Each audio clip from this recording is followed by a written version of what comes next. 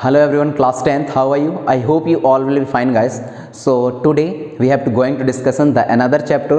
और इन दिनों आप लोगों को पता होगा कि अपन लोग 16 चैप्टर 16 डेज 16 वीडियो का जो सीरीज़ है वो चला रहे हैं। इसमें अपन लोग 16 डेज़ में जो है पूरा साइंस के जितने भी आपके चैप्टर हैं उनको रिवाइज़ कर देंगे। तो हर एक वीडियो को आपको देखना बेहद ज़रूरी है। चलिए आज इसी लेवल पे आगे बढ़ते हैं और बात करते हैं इसकी एसिड बेस एंड सॉल्ट की, जो कि आपके साइंस का सेकेंड चैप्टर है। ओके, सो वो कौन कौन सी चीज़ें हैं जो हमें इसमें ज़रूरत है समझने की, जानने की, एक बार देखते हैं। चलिए,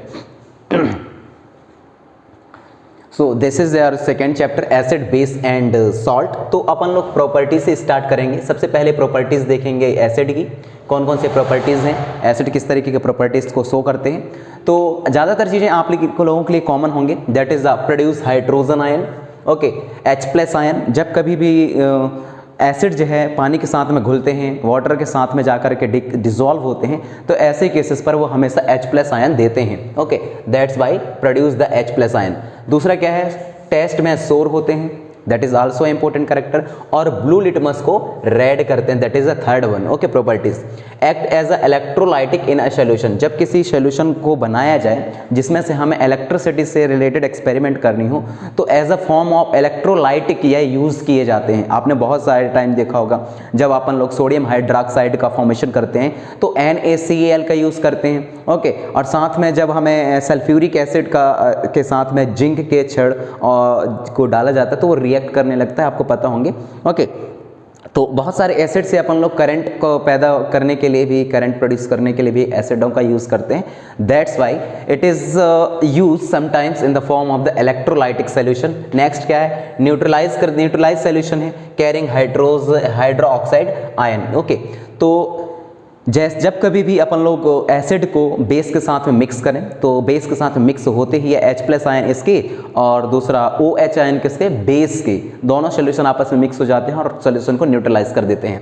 नेक्स्ट क्या है, यदि ये रिएक्ट करते हैं मेटल के साथ में तो ये हमेशा हाइड्रोजन गैस रिलीज करेंगे। ये बात भी सही है क्योंकि आपसे पूछा जाता है कि जो एसिड है वह रिएक्ट करते हैं यदि मेटल के साथ में, किसी भी तरीके के मेटल के साथ में, may be Ag, that mean silver, may be aluminium, zinc, iron, anything else. Okay, तो इनमें जब कभी भी ये लोग रिएक्ट करते हैं, दैट मीन्स एसिड यदि रिएक्ट करता है तो हमेशा हाइड्रोजन गैस रिलीज करते हैं। ये कंपलसरी कि हाइड्रोजन गैस रिलीज होगी। ओके, साथ में जो एसिड है वह कार्बोनेट के साथ में भी रिएक्ट करता है बेटा, और कार्बोनेट के साथ में यदि रिएक्ट करता है तो CO2, that means carbon dioxide gas release करता है। ये भी बात समझ में आती है। ओके, साथ में जो एसिड के प्रॉपर्टीज़ है उसमें हम बात ये भी करते हैं कि जो एसिड होते हैं वह बॉडी टिश्यू को डिस्ट्रॉय करते हैं।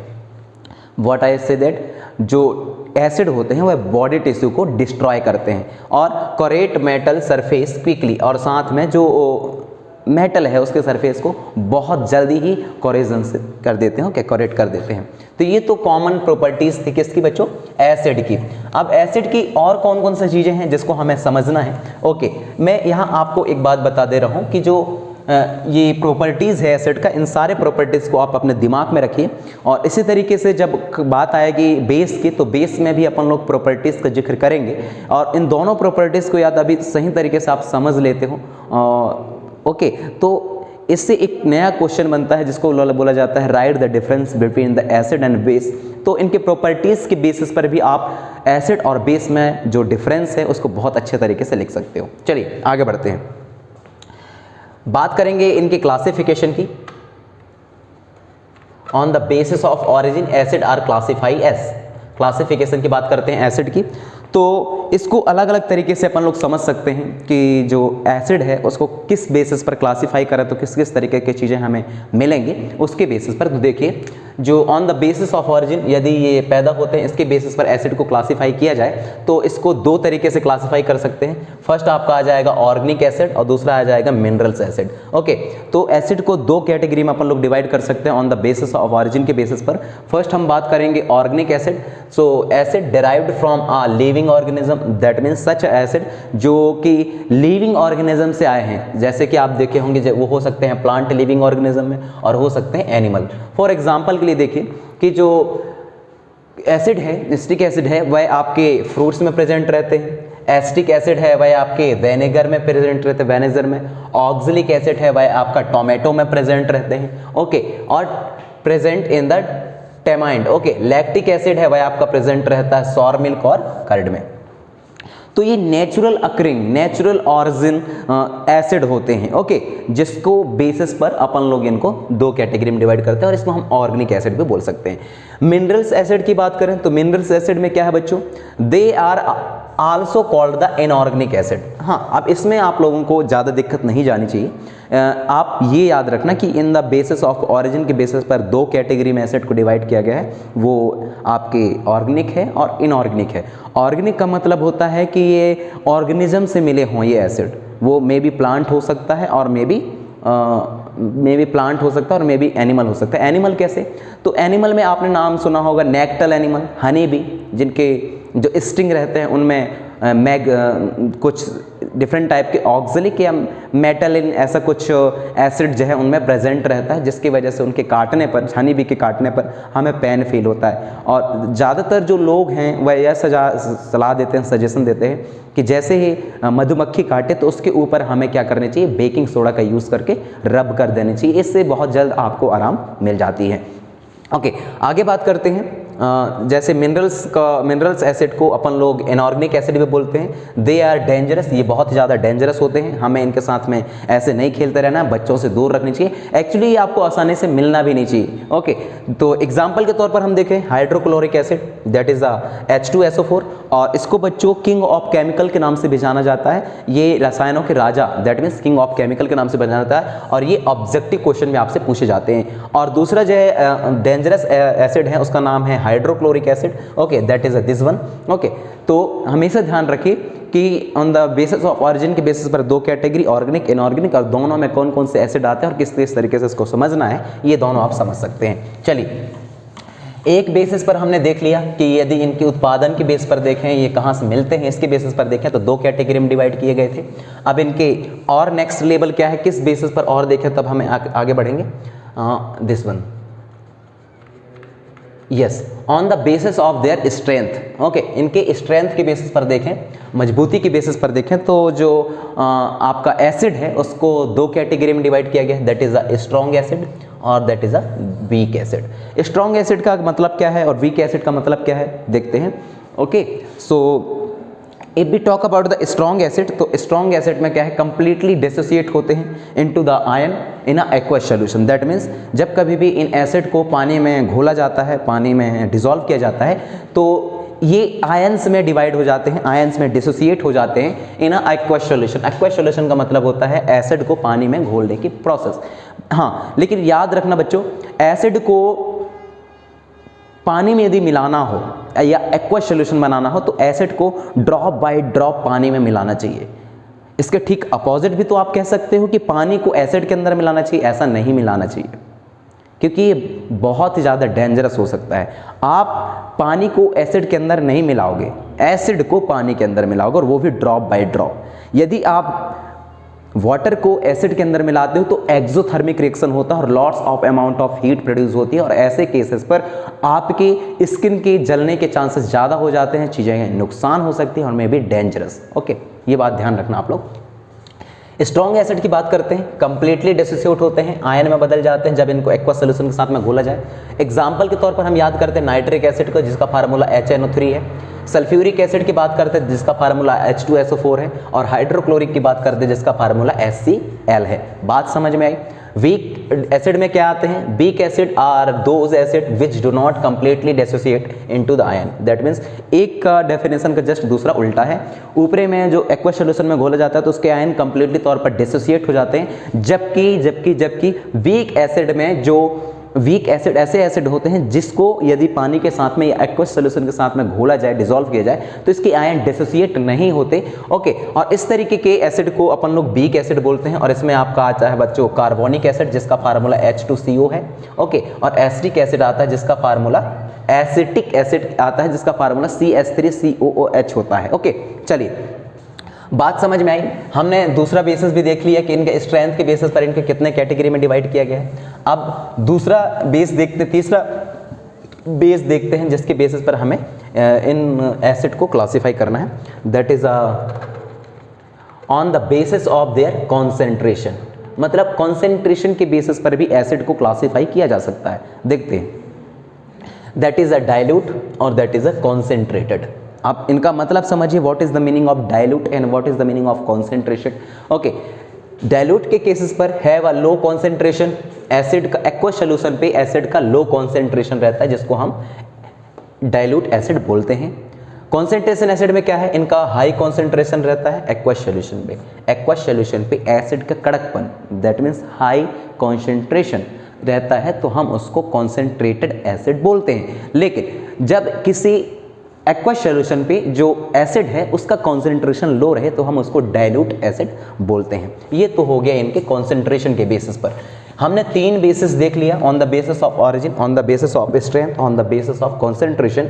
Now the next on the basis of the number of hydrogen ion. Okay, इसके बेसिस पर देखें कि how many number of the hydrogen are present in the acid and number of the hydrogen ion present in the basis. Okay, देखते हैं इसको 2 category में divide किया गया बच्चों, दैट इज अ मोनोप्रोटिक और second one is a diprotic. मतलब क्या है, such type of acid produce 1 mole of the hydrogen plus ion. मतलब ऐसे एसिड जो कि मोनोप्रोटिक है वह यदि घुलते हैं किस तरीके से तो ये क्या करते हैं बच्चों, 1 mole of hydrogen plus ion को प्रोड्यूस करते हैं पर मोल ऑफ एसिड के तौर पर, that is HNO3, that is nothing but the nitric acid.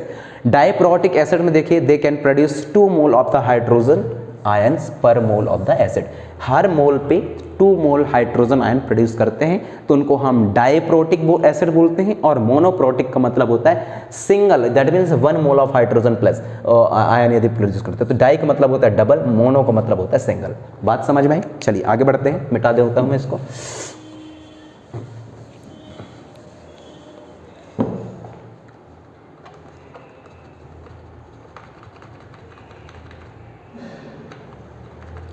Okay, ये ट्राइप्रोटिक है, पॉलीप्रोटिक है, इसमें आपको समझ में आना चाहिए।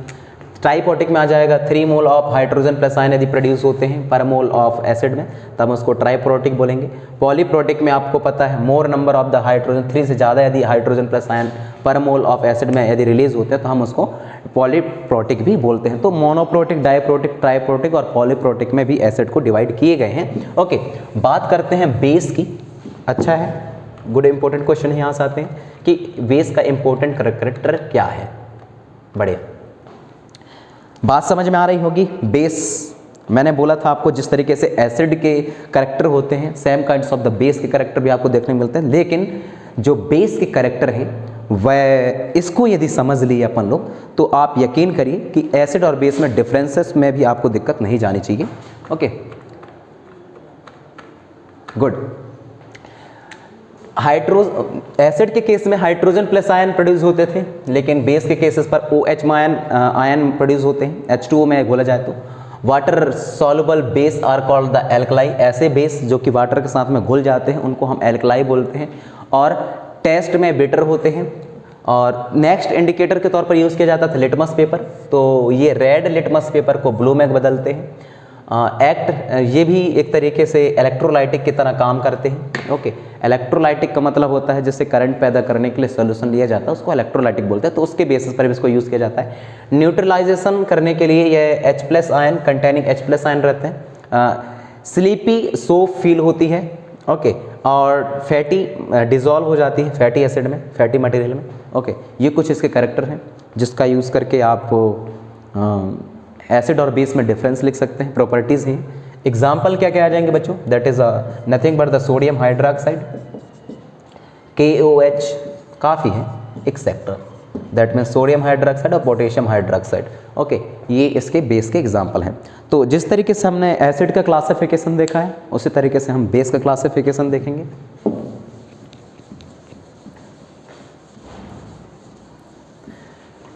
क्लासिफिकेशन क्या है बेस के, on the basis of strength से देखते हैं कि स्ट्रॉन्ग एसिड बेस और वीक बेस क्या है। स्ट्रॉन्ग बेस में हम बात करते हैं, strong base are those base are with completely dissociate with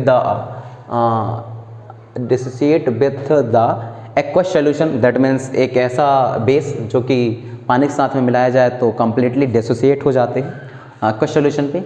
example के तौर पर हम इसमें सोडियम हाइड्रोक्साइड की बात करते हैं और पोटेशियम हाइड्रोक्साइड की बात करते हैं। ये स्ट्रॉन्ग बेस कहे जाते हैं। वीक बेस में क्या है, वीक बेस और ऐसे बेस होते हैं जो कि कंप्लीटली डिसोसिएट नहीं होते एक्वस सॉल्यूशन पे, और इसमें हम एग्जाम्पल लेते हैं अमोनिया हाइड्रोक्साइड का, अमोनियम हाइड्रोक्साइड का। ओके बच्चों, तो इस बेसिस पर भी इसको 2 कैटेगरी में डिवाइड किए गए हैं। आगे बढ़ते हैं on the basis of their concentration देखते हैं, कॉन्सेंट्रेशन के बेसिस पर बेस को कितने कैटेगरी में डिवाइड किया गया है। तो ये इसमें भी यही है, डाइल्यूट और कॉन्सेंट्रेटेड। तो यदि इनके पास लो कॉन्सेंट्रेशन ऑफ एल्काली होता है इन एक्वस सॉल्यूशन पे तो हम उसको डाइल्यूट बेस बोलेंगे। हाई कॉन्सेंट्रेशन होता है इन बेसों का तो हम इसको हाई कॉन्सेंट्रेटेड बोलते हैं। नेक्स्ट बात करते हैं, बात है स्ट्रेंथ ऑफ एसिड और बेस सॉल्यूशन की। तो इस स्ट्रेंथ के बेसिस पर कैसे हैं, the scale for a measuring hydrogen ion concentration in solution, मतलब एक ऐसा स्केल जिससे हम हाइड्रोजन आयन का कॉन्सेंट्रेशन सॉल्यूशन पर मेजरमेंट कर सकते हैं, उसको हम पीएच बोलते हैं बच्चों। PH is nothing but the power of hydrogen ion, जिसको हम मेजर कर पाते हैं कॉन्सेंट्रेशन हाइड्रोजन प्लस आयन का। Okay, pH that means pH standard the proteins, German scientist थे, naming the power that means potential of power of hydrogen, मतलब power of hydrogen की बात करते हैं तो हम पीएच का बेसिस पर हम इसको बता सकते हैं कि कौन कितनी ज़्यादा स्ट्रेंथ है। यदि पीएच की वैल्यू 7 है, ये एक्चुअली पीएच एक तरीके का स्केल होता है जिसका वैल्यू 0 से लेकर के 14 तक रहता है, बीच में 7 आता है। तो यदि पीएच की वैल्यू 7 है तो हम उसको न्यूट्रल सॉल्यूशन बोलते हैं, और इसमें आपके आ जाते हैं बेस्ट एग्जांपल के तौर पर वाटर मॉलिक्यूल्स न्यूट्रल होते हैं जिनका पीएच 7 होता है। ओके, बात करते हैं पीएच यदि 7 से ज़्यादा है, दैट मीन्स 7 से ज़्यादा जाते हैं, मे भी हो सकता है 8, 9, 10, 11, 12, 13 और 14, तो हम ऐसे केसेस पर उनको बेस सॉल्यूशन बोलते हैं। ओके, बेस सॉल्यूशन बोलते हैं। और यदि 7 से कम है तो वो एसिड सॉल्यूशन के अंदर आते हैं। ओके, चलिए आगे बढ़ते हैं। हाँ, थोड़ा सा ध्यान रखिए, कभी कल आपका ऑब्जेक्टिव क्वेश्चन कुछ इस तरीके से वो पूछता है बच्चों, write the name of the solution which convert the red litmus to blue. तो लाइकली भी पीएच ऑफ ऐसा दिया रहता है जिसमें 7, 8, 4, 14 ऐसा कुछ दिया रहे, तो आपको सबसे पहले समझना रहता है कि भाई कौन सा सॉल्यूशन है जो रेड को ब्लू में कन्वर्ट करता है और उसका पीएच कितना होता है। पीएच कैसे डिसाइड करेंगे, इफ़ 7 से यदि पीएच ज़्यादा है वैल्यू तो वह बेस की कैटेगरी में आएगा, 7 से कम है तो एसिड के कैटेगरी में आएगा, और यदि 7 है तो वह वाटर के कैटेगरी में आता है। ओके, चलिए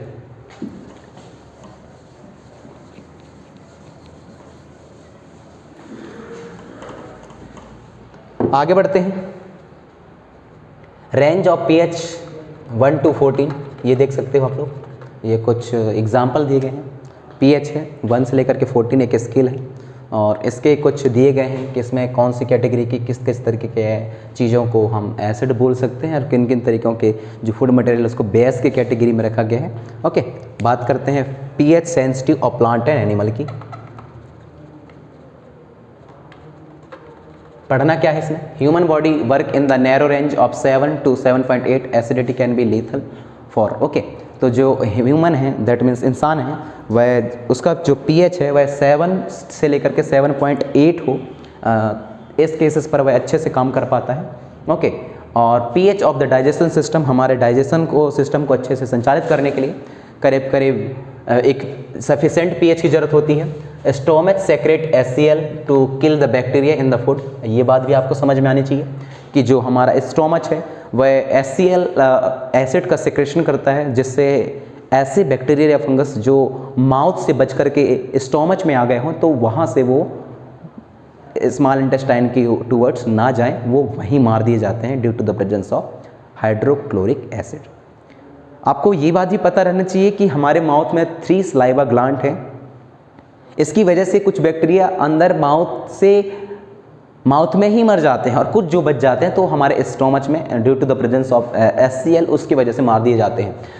the stomach protect vital cells from the acid pH, और जो स्टोमच है वह प्रोटेक्ट करता है वाइटल सेल्स जो रहते हैं उनको कि ज़्यादा एसिडिटी जैसी समस्या पैदा ना हो। पीएच एंड टूथ डिके, हमारे जो माउथ है उसका भी एक सफिशिएंट पीएच होता है जिसको हम 5.5 बोलते हैं। Lower pH because of the sour food and the sweet food can cause more pH of the mouth should always be more than 5.5। हमारे माउथ का भी जो वो है pH है वह सफिशेंट रहनी चाहिए ताकि हमें किस तरीके से कोई नुकसान ना हो। पर यदि हम अलग अलग तरीके के टेस्ट वाले खाना खाते रहते हैं, इसकी वजह से हमारे दांतों में टीथ का सबसे जो मजबूत हिस्सा रहता है जिसको हम एनिमल बोलते हैं, इलेमल ऐसा कुछ बोलते हैं, ओके, तो वह सबसे हार्ड वाला हिस्सा रहता है। लगातार खाना खाने की वजह से अलग अलग तरीके के जो एसिडिक बिहेवियर हमारे माउथ में प्रेजेंट हो जाती है, जो उन दांतों में जाकर के चिपक जाती हैं और धीरे धीरे दांतों को कोरेट करने लगता है और दांत जो है हमारे वह धीरे धीरे कमज़ोर होने लगते हैं और एक दिन टूटने लगते हैं। तो हमें रेगुलरली तौर पर ब्रश करनी चाहिए, साफ दांतों को साफ सफाई रखनी चाहिए, क्लीन रखनी चाहिए, तो हम टूथ डिके जैसे समस्या से भी दूर रह सकते हैं। पीएच का और क्या रोल है हमारे लाइफ में? पीएच सेल्फ डिफेंस के तौर पर भी यूज किया जाता है। सेल्फ डिफेंस के तौर पर कैसे? सेल्फ डिफेंस के तौर पर हम दो कैटेगरी में रखेंगे, एक एनिमल को रखेंगे और दूसरा प्लांट को रखेंगे। तो एनिमल में हम हनी बी की बात करते हैं। हनी बी के स्टिंग में मेथलॉइक एसिड रहती है, तो जब कभी भी हनी बी किसी को काटती है तो ऐसे केसेस पर उसको बहुत ज़्यादा पेन होता है और बहुत ज़्यादा पेन होने की वजह से आदमी सह नहीं पाता। और ऐसे केसेस पर यदि तो जो हनी बी है अपने डिफेंस में किसी इंसान को काटा ना, किसी जानवर को डिफेंस में, जब उसको कोई किसी ने छेड़ा तब, तो डिफेंस के तौर पर एनिमल हनी बी जो है एसिड का यूज़ करके डिफेंस करता है, सेल्फ डिफेंस करता है। और ओके, दूसरा क्या है? जो प्लांट है उसमें हम बात करते हैं नेक्टर लीफ की। तो नेक्टर लीफ जो है मेथलॉइक एसिड वो भी सिक्रेट करता है। वाइल्ड प्लांट है और ऐसे केसेस पर वो भी बहुत ज़्यादा पेनफुल होता है। ओके, तो मैंने दो कैटेगरी बताई, हनी बी जो सेल्फ डिफेंस के लिए एसिड का यूज़ करता है और दूसरा नेक्टल प्लांट। ओके, आगे बढ़ते हैं। प्रॉपर्टीज़ ऑफ सॉल्ट देखेंगे। हमने एसिड और बेस के बारे में बहुत अच्छे तरीके से खूब सारे बातें बताई, खूब सारे बातों को समझा। बात करते हैं बेस की। बेस क्या कहता है भैया? Not base, that is a salt. Properties of salt की बात करते हैं। Salt from by the combination of acid and base through the neutralisation reaction. जो सॉल्ट है वह कब बनता है? जब हम एसिड और बेस को दोनों को रिएक्शन करवाएं। एसिड और बेस जब रिएक्ट करते हैं और एक दूसरे के जो इफेक्ट है उसको न्यूट्रलाइज कर देते हैं, तब हमारे पास एक सॉल्ट बनता है। जैसे HCl यदि रिएक्ट करता है NaOH के साथ में, तो आपको पता होना चाहिए क्या बनेगा। जो Na है वह Cl के साथ में मिल करके NaCl बना लेगा, दैट एक तरीके का सॉल्ट है। ओके, और दूसरा क्या बनेगा? H2O बना लेगा। ओके, तो ये सॉल्ट के फॉर्मेशन के लिए न्यूट्रलाइजेशन रिएक्शन का होना बेहद जरूरी है। आगे क्या है? The acid and base nature of salt depend on the acid and base combine reaction. Okay, तो जो सॉल्ट है वह उस पर डिपेंड करता है कि किस तरीके से एसिड और बेस रिएक्ट कर रहे हैं। ओके, आगे बढ़ते हैं। एग्जाम्पल के तौर पर कुछ दिए गए हैं, देख लीजिए आप लोग। Okay, that is a strong acid और स्ट्रॉन्ग बेस यदि रिएक्ट करते हैं तो न्यूट्रल सॉल्ट बनता है। और जैसे NaOH का रिएक्शन HCl के साथ में कराया जाए तो NaCl प्लस H2O बनेगा, जो अभी मैंने आपको थोड़ी देर पहले बताया ये वाला। स्ट्रॉन्ग एसिड रहे, जो बेस है वह वीक रहे, तो ऐसे केसेस पर एसिडिक सॉल्ट बनती है। और इसके लिए आप एग्जांपल लिख सकते हो HCl NaOH का, अमोनियम हाइड्रोक्साइड का तो अमोनियम क्लोराइड और H2O बनता है।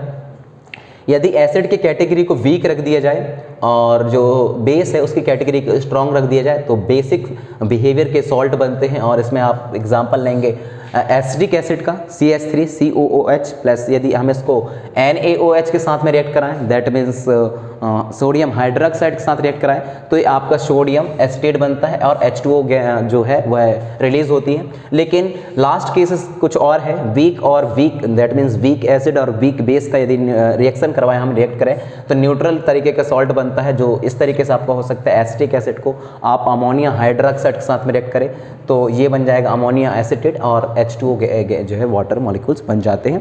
तो ये रिएक्शन भी आपको समझ में आई होगी। आगे बढ़ते हैं।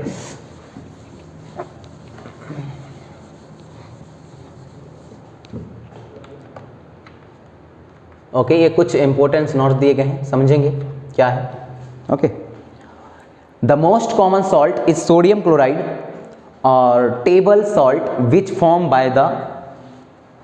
Bye the core hydroxide, okay, that is an hydrochloric acid.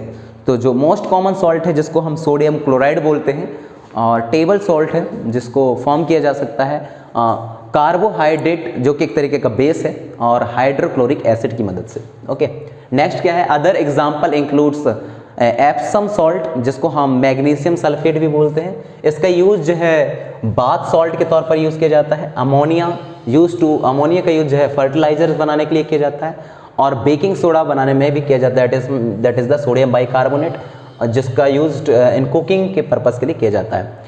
PH of salt कितना होता है बच्चों, जो सॉल्ट है उसका पीएच किस पर डिपेंड करेगा, तो pH of salt solution depend on the strength of acid और बेस, मतलब कि जो एसिड है और बेस है वह स्ट्रॉन्ग है या वीक है, इस पर डिपेंड करता है किसका, सॉल्ट का कॉन्सेंट्रेशन विच बेस कंबाइंड रिएक्शन। ओके, बात करते हैं इंडिकेटर। इंडिकेटर क्या है, इंडिकेटर ऐसी चीज़ होती हैं जो हमें ये बताते हैं कि yes this is the acid, yes this is the base. Okay, so indicator के तौर पर आप बेस्ट एग्जांपल ले सकते हो लिटमस पेपर का, और लिटमस पेपर के एग्जांपल ले सकते हो। दूसरा जो मेटल है उसको यदि एसिड के अंदर डाला जाए तो हाइड्रोजन गैस रिलीज होती है, ये भी देख सकते हो आप लोग। ओके, इंडिकेटर के तौर पर क्या है, इंडिकेटर आर द सब्सटेंट, ऐसे सब्सटेंट होते हैं जो इंडिकेट करते हैं कि कोई भी चीज़ एसिड है या बेस है, और उसका कलर को चेंज करके बताते हैं या फिर हाइड्रोजन गैस को रिलीज करके बताते हैं। आगे बढ़ते हैं, the colour of the some acid और base indicator acid and base medium कैसा है। इंडिकेटर में हम यूज़ करते हैं that is a litmus solution, methyl orange phenolphthalein का और मैथिल रेड का। ओके, तो लिटमस पेपर क्या है, कलर क्या करता है, यदि हम एसिडिक मीडियम की बात करें तो यह ब्लू को रेड करता है, मैथिल ऑरेंज क्या करता है, पिंक कलर कर देता है, फिनोप्थिलीन क्या कर देता है, यस फिनोप्थिलीन जो है इसको कलरलेस करता है बच्चों, किसको, एसिड को कलरलेस कर देता है, और मैथिल रेड क्या है, ये रेड येलो में बदल देता है कलर को। ओके, तो ये कुछ इंडिकेटर के तौर पर यूज़ किए जाने वाले सब्सटेंस थे। ओके, आई होप कि आपको ये चीज़ें समझ में आई होंगी। बेस में भी कुछ इसी तरीके का है। आगे बढ़ते हैं, chemical properties of acid and base. हमने तो अभी तक फिजिकल प्रॉपर्टी की बात कर रहे थे। फिजिकल प्रॉपर्टी दैट मीन्स जब कभी एसिड और बेस के शेप में, एसिड और बेस के साइज में, एसिड और बेस के मेल्टिंग एंड बॉइलिंग पॉइंट में, उसके कलर में किसी तरीके से कोई चेंजेस होती है तो उसको हम फिजिकल प्रॉपर्टीज के अंदर रखते हैं। बट केमिकल के केसेस में थोड़ा सा अलग है। कैसे, केमिकल प्रॉपर्टीज एसिड के क्या हैं, एसिड यदि रिएक्ट करता है मेटल के साथ में तो हाइड्रोजन गैस रिलीज होती है, बात सही है। कैसे, दैट इज अ जिंक, एक तरीके का मेटल है। H2SO3 that is one kind of the acid, यदि रिएक्ट करते हैं तो जो जिंक है वह जिंक सल्फेट बना लेता है और H2O गैस रिलीज होती है जो एनवायरनमेंट में चली जाती है। दूसरी प्रॉपर्टीज क्या है कि एसिड को यदि रिएक्ट किया जाए मेटल कार्बोनेट के साथ में और मेटल हाइड्रोजन कार्बोनेट के साथ में, तब क्या होता है, तो आप यहाँ देख पा रहे हैं that is a sodium bicarbonate, इसके साथ में हाइड्रोक्लोरिक एसिड का रिएक्ट करिए, क्या बनेगा, सॉल्ट बनेगा, वाटर बनेगा और CO2 बनेगा।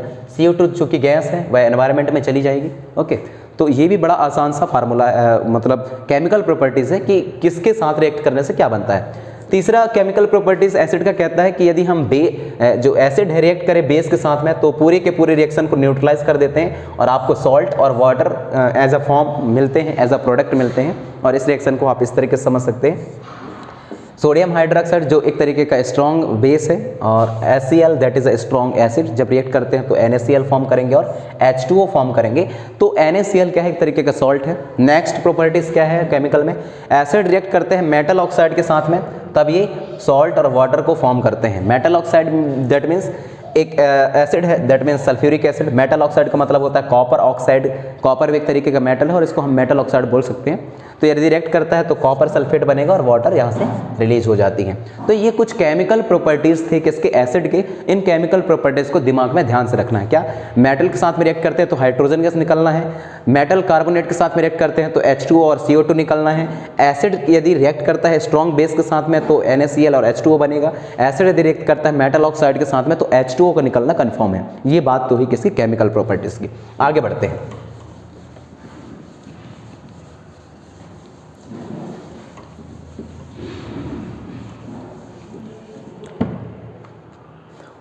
एडिशन ऑफ एसिड और बेस टू वाटर क्या है। बात अच्छी है, पक्की है, लग रही है समझने लायक कि यदि एसिड और बेस में एडिशन ऑफ एसिड और बेस टू वाटर, मतलब वाटर में यदि एसिड और बेस को मिलाया जाए तब क्या होगा? बात सही है, देखते हैं क्या होता है। To process of dissolving acid specially nitric acid और सल्फ्यूरिक एसिड और a base like exothermic one, as a rule always add acid to water and never add other way, added slowly to water with constant stream.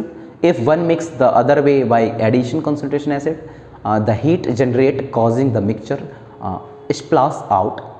Okay, so addition of the acid or base to the water, बात सही है। मैंने आपको पहले ही इसके बारे में थोड़ा सा जिक्र किया था कि हमें जो एसिड है उसको पानी के अंदर, वाटर के अंदर धीरे धीरे मिलानी चाहिए, ड्रॉप बाय ड्रॉप मिलानी चाहिए और स्ट्रिंग करते रहना चाहिए। स्ट्रिंग का मतलब होता है घोलते रहना चाहिए, घुमाते रहना चाहिए।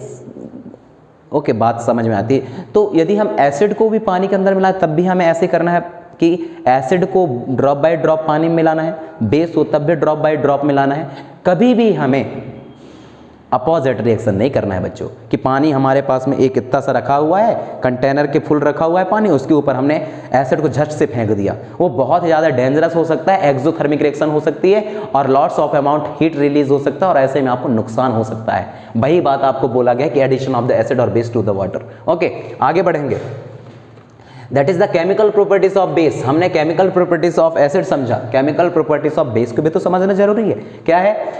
यदि रिएक्शन करता है मेटल के साथ में तो क्या बनाएगी? जैसे कि कुछ मेटल है such as zinc, aluminium, alkalise solution, heat and hydrogen gas are involve. Okay, तो जब कभी भी ये रिएक्ट करते हैं तो सिंपल सा मतलब है जो बनेगा सो बनेगा, लेकिन इसमें हीट हाइड्रोजन गैस रिलीज होगी।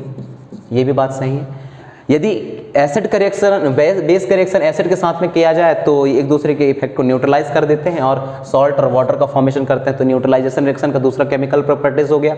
इसमें आप लोग कह सकते हैं कि KOH है, बात सही है। इसका रिएक्शन HCl के साथ में करा दिया जाए, बात सही है।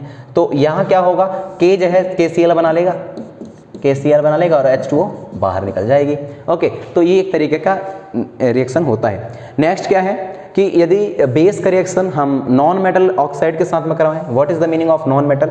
ऐसे चीज़ें जो कि मेटल के कैटेगरी में नहीं रखे गए हैं। ओके, तो ऐसे oxide, these oxide are generally acidic, मतलब ऐसे ऑक्साइड जनरली एसिडिक होते हैं बिहेवियर में, और यदि इनका रिएक्शन बेस के साथ में कराया जाए तो ये सॉल्ट और वाटर को फॉर्म करते हैं। How?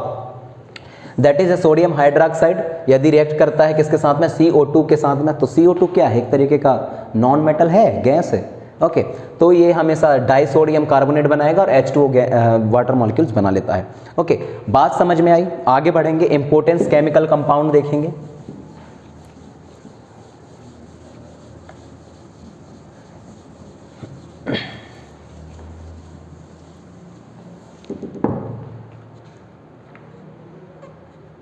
Some important chemical compound, that is a common salt जिसको हम NaCl बोलते हैं।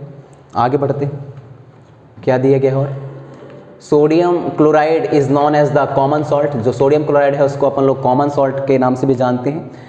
Its main source is sea water, और जो कॉमन सॉल्ट है उसका जो सोर्स, मेन सोर्स, वो क्या है? सी वाटर है। सी वाटर कैसे? हम कई बार इसके बारे में जिक्र करते हैं बच्चों कि जो कोस्टल स्टेट हैं, वह जो बीच वाला एरिया होता है वहाँ बड़े बड़े गड्ढे कर देते हैं, समुद्र के पानी को उसमें भर देते हैं। इवेपोरेशन प्रोसेस होने की वजह से पानी तो सूख जाता है, लेकिन उस जगह पर जो दैट मीन सॉल्ट है वह बच जाता है, और सॉल्ट के बचने की वजह से उसको हम फैक्ट्री में भेज देते हैं ताकि उसको मिनिमाइज़ किया जा सके और फिर पैकिंग करके लोगों तक पहुंचाया जा सके। तो जो मेन सोर्स है सॉल्ट बनने का वो आपका सी वाटर है। It is also rock and the call the rock salt, और वो हमेशा एक तरीके के रॉक के फॉर्म पे मिलता है जिसको हम रॉक सॉल्ट बोलते हैं। Common salt is a important component our food. Common salt जो है आयोडीन हमारे फूड का एक इम्पोर्टेंट कंपोनेंट है। इसका यूज जो है हम preparing for hydroxide, baking soda बनाने के लिए और वॉशिंग सोडा बनाने के लिए यूज़ करते हैं। ओके, मिटा दूं? चलिए, सोडियम हाइड्रोक्साइड का प्रिपरेशन कैसे किया जाता है? कॉमन सॉल्ट में अपन लोग बहुत सारे कैटेगरी की बात करेंगे, जिसमें सोडियम हाइड्रोक्साइड का preparation bleaching powder, baking soda, washing soda, plaster of Paris, और इसके बाद आपका ये चैप्टर भी कंप्लीट होता है। चलिए देखते हैं सोडियम हाइड्रोक्साइड कैसे बनाए जाते हैं, इसके बारे में आपको पता होना चाहिए। That is the one kind of beaker जो कि इस तरीके का रहता है। ओके, कुछ इस तरीके का रहता है, आप इस तरीके के बना सकते हैं। ओके, ये क्लोरीन गैस निकालने के लिए जगह, हाइड्रोजन गैस निकालने के लिए जगह, दोनों को एक इलेक्ट्रोलाइटिक प्रोसेस से जोड़ दिया जाता है करंट से, ओके, ये बीच में एक मेम्ब्रेन होता है, इसको अपन लोग किससे जोड़ देंगे, करंट से जोड़ देंगे। ओके, करंट से जोड़ देंगे। करंट को जब बहाते हैं तो आपको पता है यहाँ से हम ब्राइन लेते हैं। Brine is nothing but the sodium chloride. Okay, तो सोडियम क्लोराइड को, सॉल्ट को इसमें रखा जाता है, सोडियम क्लोराइड। ये मेम्ब्रेन जो है आयन को आर पार जाने देता है। ओके, दैट्स वाई जो इसका Cl है वह इधर ही रह जाता है माइनस का, और Na+ वाला इधर चला जाता है। इसी तरीके से OH- वाला यहीं रह जाता है और H+ वाला इधर आ जाता है। ओके, और पता है जैसे रिएक्शन होगी, जो क्लोरीन यहाँ बच रही है, क्लोरीन ऊपर से यहाँ बाहर निकल जाएगी, यहाँ से हाइड्रोजन गैस बाहर निकल जाएगा, और यहाँ से जो आपका प्योर NaOH है वो आपको मिल जाता है NaOH, that means sodium hydroxide. Okay, तो किस तरीके से बनाई जाती है देखिए। इसको प्रिपेयर करने के लिए क्लोर एल्काली प्रोसेस का यूज़ किया जाता है। इसको तो बात समझनी पड़ेगी कि क्लोर एल्काली का मतलब क्या है। क्लोर का मतलब होता है आपका क्लोरीन, और एल्काली का मतलब होता है बच्चों sodium hydroxide, that means base. तो क्लोरीन और बेस का यूज़ किया जाता है इस प्रोसेस को कंप्लीट करने के लिए। इलेक्ट्रिसिटी पास की जाती है through the aqueous solution of chloride, chloride के एक्वस सोल्यूशन पर। इसी वजह से मैंने बोला यहाँ क्या है, सोडियम क्लोराइड है, इसके क्लोरीन के एक्वस सोल्यूशन पर अपन लोग क्या अप्लाई करते हैं, इलेक्ट्रिसिटी पास करते हैं। तो इलेक्ट्रिसिटी पास करने की वजह से सोडियम क्लोराइड है वह आपका Na+ और Cl- में बदल जाता है। और मैंने पहले ही बोला कि ये आपका एज अ मेम्ब्रेन है, ये आयन को आर पार आने जाने देता है। इसी वजह से जो क्लोरीन है वह इधर सेपरेट हो जाती है मेम्ब्रेन के इस तरफ लेफ्ट हैंड साइड पे, और राइट साइड पे कौन चला जाता है, Na+ चला जाता है। ओके, तो क्लोरीन जो है ऊपर वाले हिस्से से बाहर निकल जाती है, और हाइड्रोजन प्लस इधर जो निकला है, और इसी तरीके से H2O ये भी H+ और OH- में बदल जाता है। तो H+ इधर से निकल गया और क्लोरीन इधर से निकल गया, हमारे पास Na यहाँ से बचा है और OH यहाँ से बचा है, और दोनों बना करके NaOH बना लेते हैं। ओके, बात समझ में आती है। Okay, so sodium chloride recompose to form a sodium hydroxide, बिल्कुल बात सही है, बात सोडियम हाइड्रोक्साइड डिकम्पोज करके बना लेते हैं। और यहाँ आप देख सकते हो कि NaCl जो है H2O के साथ रिएक्ट करता है तो NaOH बना लेता है, क्लोरीन बना लेता है, हाइड्रोजन। ओके, मिटा के देखते हैं।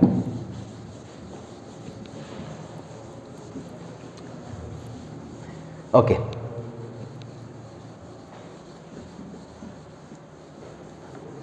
अच्छे से देख सकते हैं कि that is a sodium chloride, react करेंगे वाटर के साथ में, सोडियम हाइड्रोक्साइड बनेगा, Cl बनेगा और H2O बनेगा, और ये Cl और H2O ऊपर चले जाएंगे ओके एनवायरनमेंट में, और इस तरीके से हम सोडियम हाइड्रोक्साइड का प्रिपरेशन कर लेते हैं। बात करते हैं ब्लीचिंग पाउडर की, पूछा जाता है फार्मूला और इसके यूजेस क्या है आप लोग खुद बताना। पेपर इंडस्ट्री में यूज़ किया जाता है, टेक्सटाइल इंडस्ट्री में यूज़ किया जाता है, बात सही है। Paper industry, textile industry, chemical industry में यूज़ किया जाता है इसका। ओके, तो क्या है देखते हैं। Bleaching powder, bleaching powder is represented as a calcium oxide dichloride. तो ब्लीचिंग पाउडर को कैल्शियम ऑक्साइड डाइक्लोराइड के नाम से भी जानी जाती है। Through actual composition is a bleaching powder is produce by the action of chlorine. Chlorine के एक्शन पर सेक्ट लाइम के साथ में क्लोरीन का अपन लोग रिएक्ट करते हैं, तब हमें ये मिलता है कैल्शियम ऑक्साइड डाइक्लोराइड। ओके, तो उसमें आप देख सकते हो कुछ रिएक्शन है वहाँ कटा हुआ है, हम इसको इस तरीके से लिख देंगे, कैल्शियम OH का 2 प्लस रिएक्ट करता है किसके साथ में, किसके साथ में रिएक्ट करेगा, क्लोरीन के साथ में, तो क्या बनाएगी, दैट इज़ अ कैल्शियम है तो कैल्शियम बनाएगी, ऑक्सीजन चाहिए ऑक्सीजन बनाएगी, और इसके बाद में Cl2 बना के H2O बना लेती है। तो कुछ इस तरीके का रिएक्शन होता है बच्चों। वही बात हमने लिखा है कि कंपोजिशन होता है किसका, क्लोरीन का, प्रोड्यूस बाय क्लोरीन का, और सेक्ट लाइम के साथ में that is a one kind of the lime, इसके साथ में रिएक्ट किया जाता है और आपका calcium oxide dichloride plus H2O gas, H2O molecules बन जाती हैं।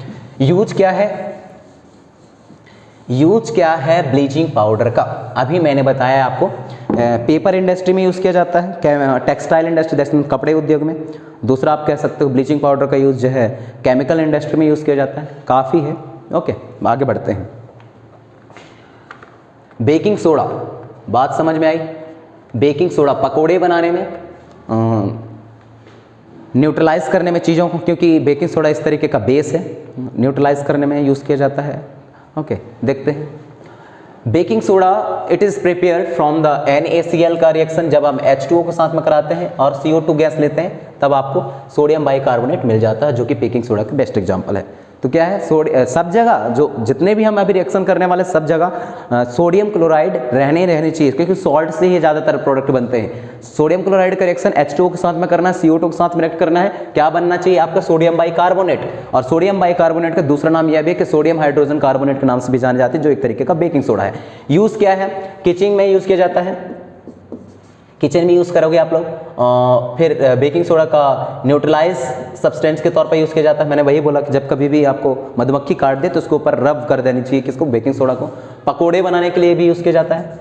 ओके, तो ये कुछ 3-4 चीज़ यूज हैं, आप देख लीजिए। बात करेंगे वॉशिंग सोडा की, ये भी अच्छा टॉपिक है। वॉशिंग सोडा होता क्या है, washing soda is nothing but the washing soda, okay, जिससे कपड़े धुले जाते हैं।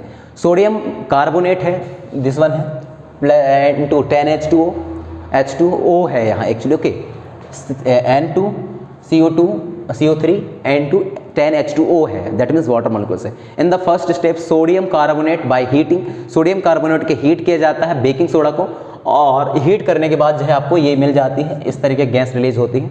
ओके, तो ये बेकिंग वॉशिंग सोडा है। The washing soda is produced by the recrystallisation of the sodium carbonate. Sodium carbonate का रिक्रिस्टलाइजेशन मेथड के थ्रू जो है वॉशिंग सोडा बनाया जाता है।